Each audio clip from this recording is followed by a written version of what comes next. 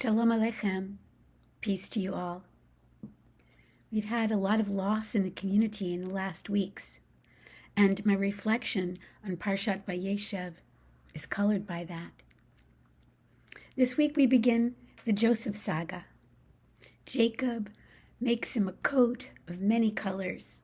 His brothers become jealous, throw him into a pit, and then sell him off to a caravan of men going down to Egypt. Aviva Zornberg reminds us of the great German novelist Thomas Mann's gorgeous retelling of the story. For Mann, Joseph's coat is an externalization of his internal world. It's ripped to shreds, as is he, and as are we when we encounter loss.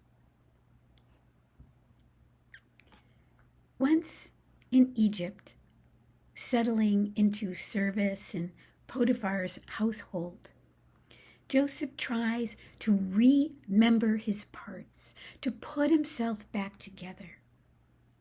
The Midrash teaches that in these early days in Egypt, Joseph goes about his household chores muttering to himself, whispering to himself.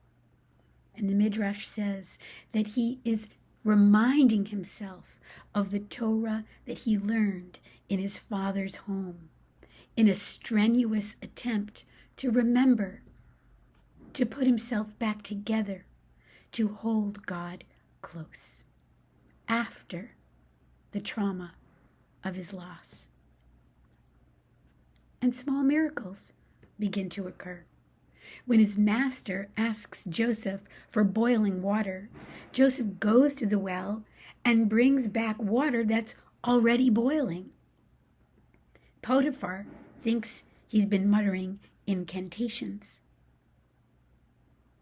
But it's not magic that makes Joseph so special. It's his heroic act of trying to remember, trying to hold that tattered coat together, the coat that symbolized his joie de vivre in all of its splendor, and then in his tatters came to symbolize his dismemberment. And his coat is ripped from him a second time into the hand of Potiphar's wife, as she tries to violate him.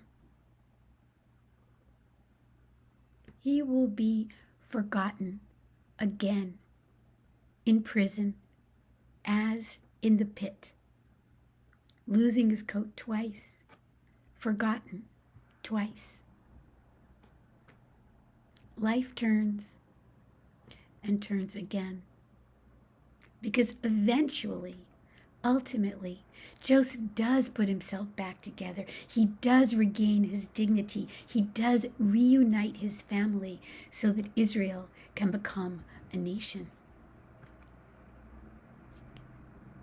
My bracha for us is that we invest in values and in faith and in Torah that sustains us, that endures, and that can be called upon to serve as a thread that binds if ever we need remembering.